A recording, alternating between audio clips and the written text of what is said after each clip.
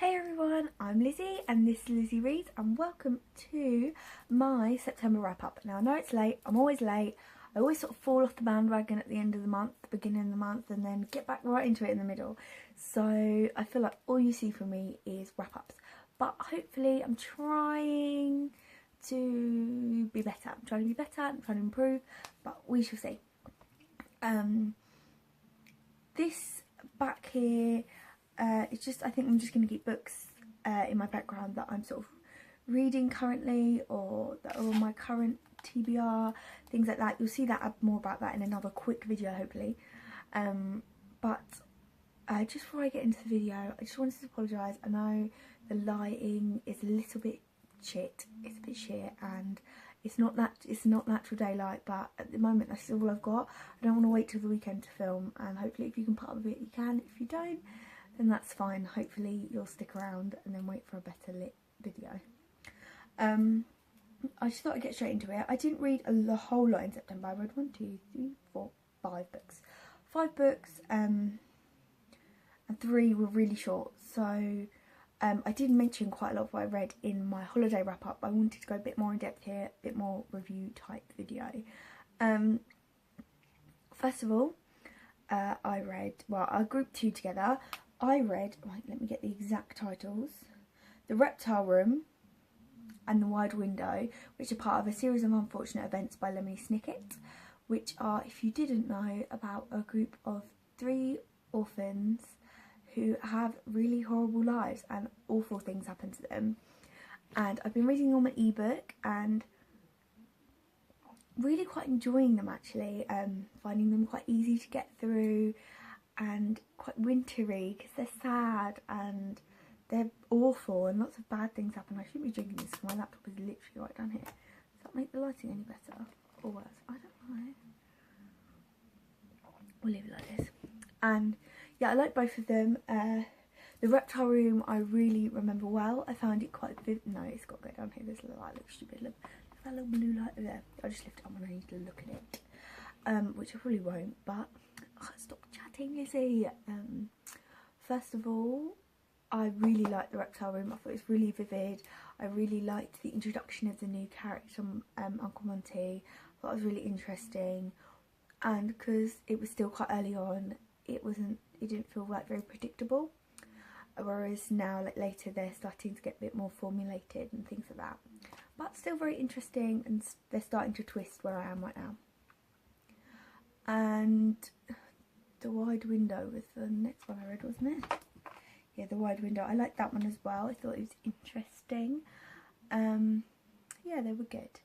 Next is probably the reason why I didn't read a whole lot in September, and that is A Game of Thrones by George R.R. Martin. I've wanted to read this for such a long time. I watched the TV show.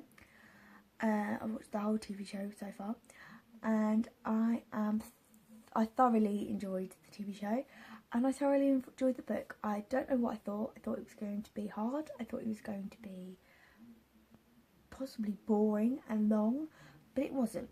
It took a long time because there was a lot to get through, and I was really enjoying it, really lapping it up.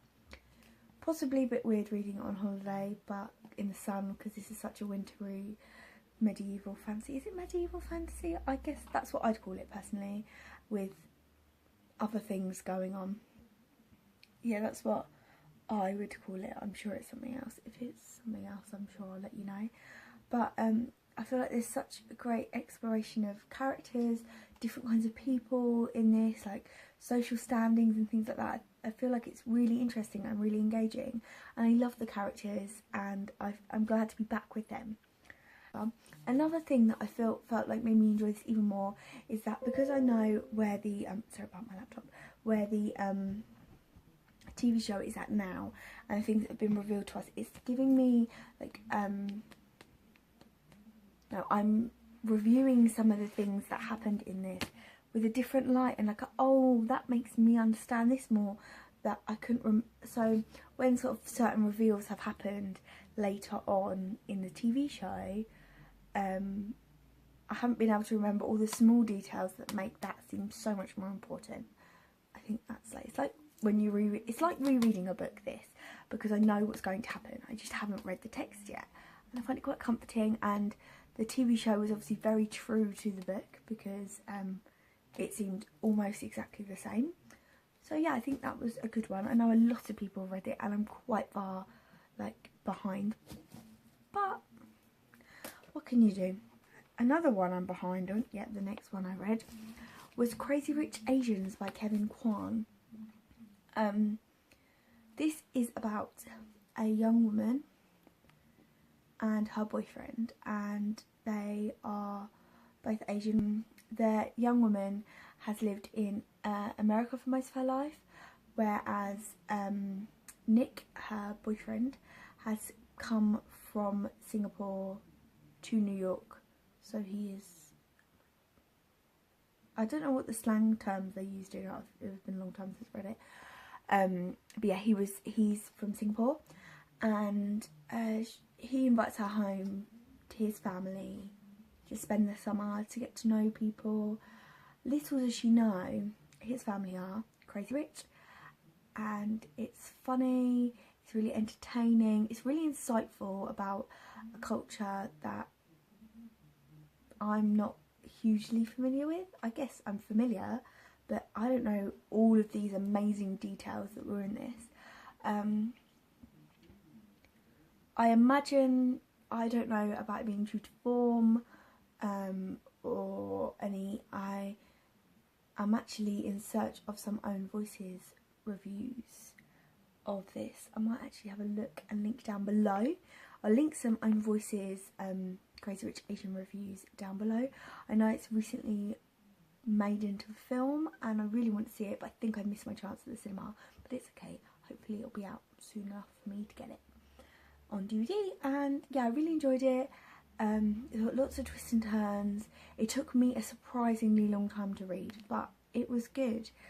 And that's all that I can really say about a lot of the books I read this last month.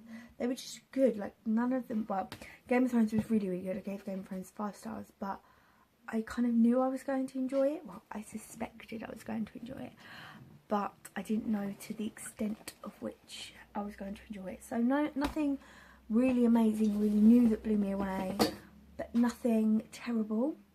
I also listened to, on holiday, when I was severely hungover, by the pool. I had my earphones in, and I listened to Fantastic Mr. Fox by Roald Dahl. And this is one I actually haven't listened to before, or read. I don't have it in my little collection of Roald Dahl classics. I don't know what the collection's called.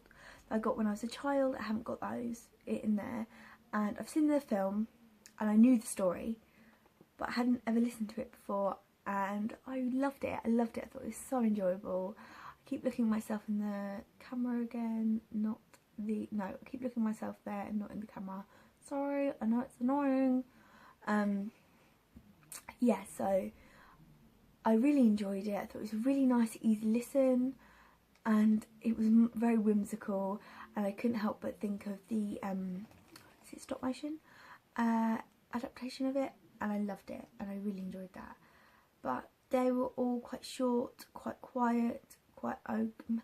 Nothing really blew me away. Like, I enjoyed everything I read, but nothing was like dying to talk about it to certain people, or none of it gave me too much emotion. So I'm not going to make this video a long one because I don't want to bore you all with my mediocre opinions. But thank you very much for watching. If you like this video, please like, comment and subscribe, whatever you fancy. And I'll see you in the next one. Goodbye.